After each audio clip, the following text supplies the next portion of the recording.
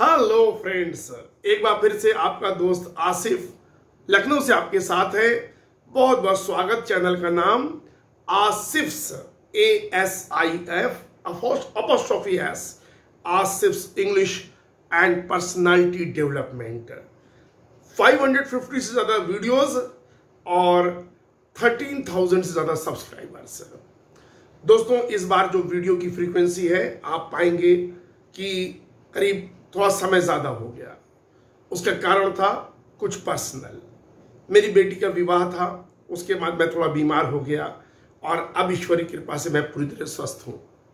शुरुआत करूंगा आप सबसे आग्रह करने की कि आप अपना ध्यान रखें, अपने परिवार का ध्यान रखें। समय मुश्किल है लेकिन असंभव नहीं है। यदि हम कोविड प्रोटोकॉल का पालन करें तो स्वस्थ रह सकते हैं। अपनी स्पिरिट्स को हाई रखने का प्रयास करें। मुश्किल है, चैलेंजिंग है, लेकिन हम ऐसा कर सकते हैं। बात करने जा रहे हैं इंग्लिश के कुछ खूबसूरत शब्दों की। जो मेरे साथ नए बच्चे जुड़े हुए हैं, मैं उन्हें बताना चाहता हूं, आप इस चैनल की प्लेलिस्ट में जरूर जाएं। मैंने ग्राउंड वर्क पिछले 2 साल में पूरा कर दिया है।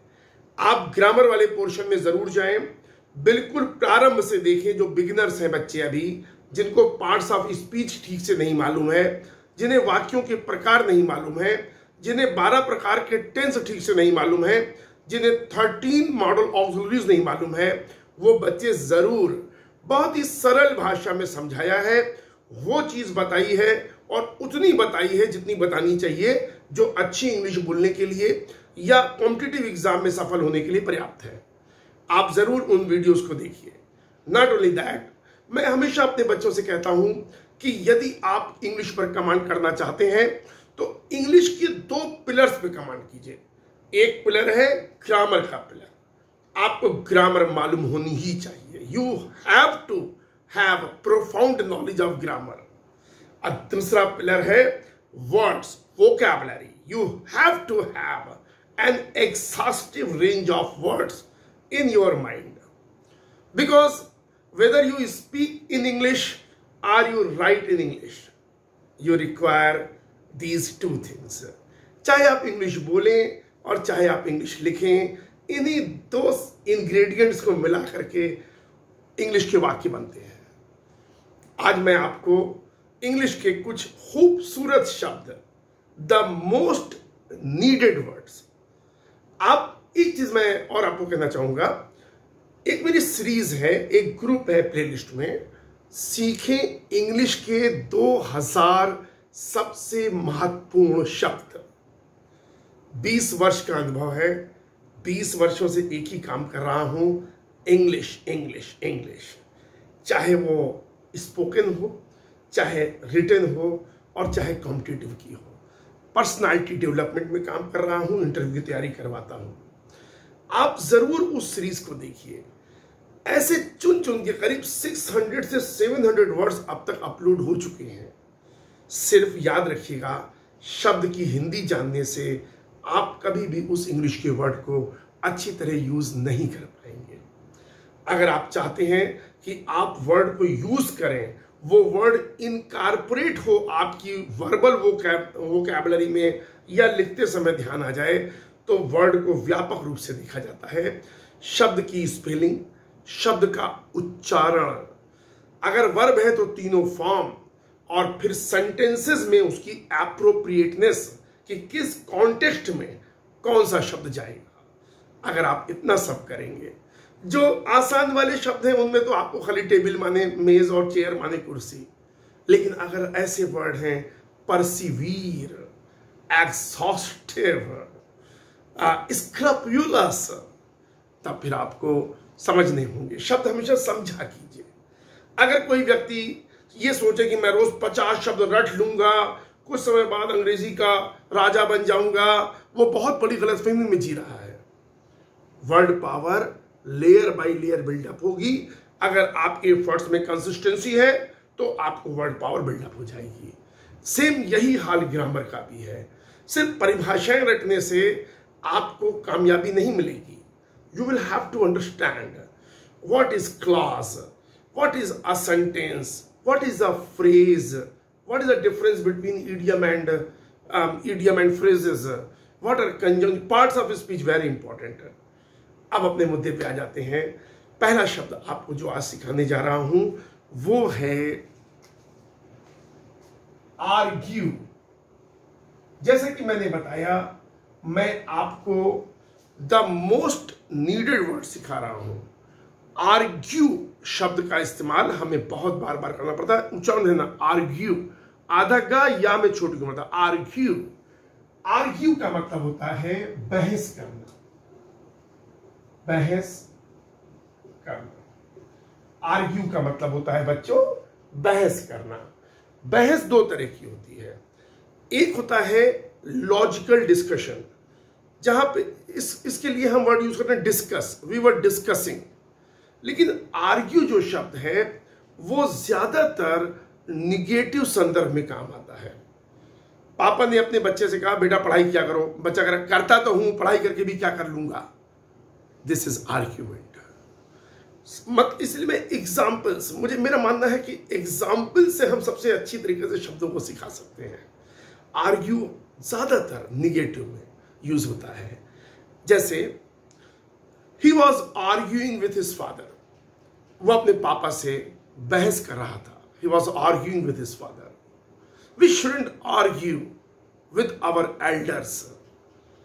हमें अपने से जो बड़े लोग हैं उनसे बहस नहीं करनी चाहिए। ये मेरा व्यक्तिगत सुझाव भी है। हो सकता है आपके पिताजी जो आपसे कह रहे हो उससे आपकी असहमति हो, डिसेंट हो, डिसएग्रीमेंट हो, लेकिन अच्छा है वो पिताजी हैं। इतना ही पर्याप्त है कि आप चुप रहें और कोशिश करें कि उस मुद्दे से बात अलग हो जाए। आर्ग्यू वर्ड तीनों फॉर्म लिख लो बच्चों। आर्ग्यू, आर्ग्यूड, आर्ग्यूड, डी लगा दो। तीनों फॉर्म आर्ग्यू, आर्ग्यू, आर्ग्यूड। इसका नाउन होता है argument. This is a noun. ARGUEMENT। This is a noun. Argument का मतलब होता है तर्क, तर्क।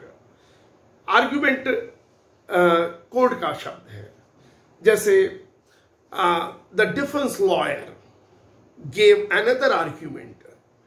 जो डिफेंस लॉयर था उसने दूसरा तर्क दिया। अपनी बात रखना, किसी बात को प्रस्तुत करने के लिए कोई कारण देना, उसको आर्ग्यूमेंट कहते हैं। आर्ग्यू वर्ब की जगह एक फ्रेज दे रहा हूं जो ज्यादा यूज होता है। To have an argument, to have an argument। याद रखिएगा ये जो टू होता है ये सिर्फ फ्रेजल जो फ्रेजेस होते हैं जो वर्ब की तरह यूज होते हैं, इन्फिनिटिव की तरह काम करता है। मेन जब आप यूज कीजिएगा तो यहां से कीजिएगा। इन तीन शब्दों में हैव मेन वर्ड है वर्ब का। इसके तीनों फॉर्म हैव, हैड, हैड होते हैं। मैं एग्जाम्पल देके आपको बता रहा हूं। मेरी कल उससे बहस हो गई। Past indefinite, simple past tense है। I had an argument with him. I had an argument with him. मैं अपने पापा से बहस नहीं करता हूं। I don't have an argument with my father. I don't have an argument with my father. बहुत ही इंपॉर्टेंट वर्ड है। जो लोग कम बुद्धि वाले होते हैं, जिनके पास कम ज्ञान होता है, वो अपनी सारी ऊर्जा दूसरों को गलत साबित करने में लगा देते हैं। हमेशा आर्गुमेंट में इंडल्ज रहते हैं। लिख लीजिए, खूबसूरत शब्द है indulge. Indulge in an argument. INDULGE।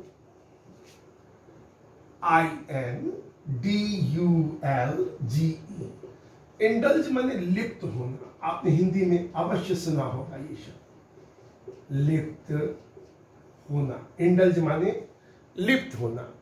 किसी गलत एक्टिविटी को करना, उसको हिंदी में कहते हैं लिप्त होना। तो जैसे हमें कहें कि हमें बेकार की बहस नहीं करनी चाहिए। We shouldn't indulge in unnecessary arguments. We shouldn't indulge in unnecessary arguments. अगला शब्द आपको सिखाऊंगा, वो भी बहुत ही अच्छा वर्ड है, स्लैकन। SLACKEN, SLACKEN। इस शब्द को बताऊं उसके पहले एक छोटी सी इंफॉर्मेशन भी इम्पार्ट करना चाहूँगा। मैं ऑनलाइन बहुत से स्टूडेंट्स को 2 वर्षों से स्पोकन इंग्लिश, इंग्लिश ग्रामर और वर्ड पावर की ट्रेनिंग देता आ रहा हूँ। यदि आप में से कोई भी भाई या बहन या कोई गार्जियन अपने छोटे बच्चों के लिए स्पोकन इंग्लिश कोर्स ऑनलाइन मुझसे करवाना चाहें तो आप मेरा व्हाट्सएप नंबर प्लीज़ नोट कर लीजिए, 9335077458, 9335077458। Please WhatsApp me your messages. Okay, please don't make a call. The reason is मैं सुबह 7 बजे से रात को 11:30 बजे तक लगभग लगातार व्यस्त रहता हूँ। यही कारण है कि मैं अपने चैनल को बहुत प्रमोट नहीं कर पाता हूँ, ये मेरी मजबूरी है और मेरा मेन काम है ट्रेनिंग देना। हाँ, लेकिन एक चीज़ और मैं यहाँ बता दूँ कि लगभग 2 से 3 महीने का आपको टाइम स्लॉट मिलने में समय लग सकता है। कभी कभी अगर एब्रप्टली कोई बीच में डिसकंटिन्यू करता है तो अचानक भी मिल सकता है। तो अगर आपको अच्छी क्वालिटी की इंग्लिश सीखनी हो, फर्राटेदार और खूबसूरत इंग्लिश, इम्प्रेसिव इंग्लिश, आप मुझसे कांटेक्ट कर सकते हैं अपने बच्चों के लिए आप खुद। ये मेरी जिम्मेदारी के साथ ये बात कह रहा हूँ कि अगर आप पूरा 3 महीने का कोर्स करेंगे, आधा घंटा आपको रोज़ पढ़ाऊंगा। चार्जेस भी पहले से बता देता हूँ जिससे कि कोई वो ना रहे। मैं 5000 रुपीज़ लेता हूँ, रोज़ 30 मिनट्स पढ़ाऊंगा 1 महीने तक। ठीक है, तो आप मुझसे संपर्क कर सकते हैं। आगे बात को बढ़ा रहा हूँ, स्लैकन शब्द सिखाऊंगा अब आपको। I am going to teach this beautiful word of English, slacken. SLACKEN, SLACKEN, ये एक वर्ब है। इसका मतलब होता है धीमा हो जाना, धीमा हो जाना या धीमा कर देना। बहुत ही कम बच्चों ऐसे शब्द होते हैं इंग्लिश में जिनके दोनों मतलब हों, कर देना भी और हो जाना भी। लेकिन ये शब्द ऐसा ही है, इसके दोनों मतलब है, धीमा हो जाना, धीमा कर देना। वाक्य लिख लो तब समझ में आ जाएगा। कुछ समय बाद उसका जोश ठंडा पड़ गया। 52 साल का इंसान हूं। बहुत से लोग जोश में बड़ी बड़ी बातें करते हैं, मैं ये कर दूंगा वो कर दूंगा। सिर्फ उनमें से 2% लोग ही अपने एंथुजियाज्म को सस्टेन कर पाते हैं। 98% लोग धीरे धीरे पुराने ट्रैक पर लौट आते हैं, क्योंकि जो पुराना ट्रैक है, जो हमारा कंफर्ट जोन है, उसमें बहुत बल होता है और वो हमें अपनी ओर दोबारा खींच लेता है। लेकिन 2% ऐसे बहादुर युवा होते हैं जो उस कंफर्ट जोन से मुक्ति पा जाते हैं और कुछ कर दिखाते हैं। स्लैकन का मतलब धीरे धीरे कम होना। थोड़े समय बाद उसका जोश ठंडा पड़ गया। After some time his enthusiasm slackened. After some time his enthusiasm slackened. कुछ समय बाद उसका जोश ठंडा पड़ गया। अब बारिश धीमी पड़ रही है। मैंने आपसे पहले भी कहा था, मैं जो भी शब्द सिखाऊंगा द फ्रीक्वेंटली नीडेड वर्ड्स में होगा, सबसे ज्यादा जिनकी जरूरत पड़ती है। अब बारिश धीमी पड़ रही है। Now the rain is slackening. Now the rain is slackening. कुछ समय बाद तूफान धीमा पड़ जाएगा। After some time, the storm will slacken. कितना अच्छा शब्द है slacken. अब मैं अपनी वीडियो को यहीं पे समाप्त करूंगा। आपसे फिर से आग्रह है कि अगर आपको मेरा काम अच्छा लगे, प्लीज इस वीडियो को शेयर कर दीजिएगा, लाइक कर दीजिएगा। अगर आपने चैनल अभी तक सब्सक्राइब नहीं किया है ज़रूर कीजिएगा। अब वीडियो आपको मैं आपसे वादा करता हूं कि वीकली तो एक वीडियो मिलेगा ही। Thank you so much. God bless you. Thank you.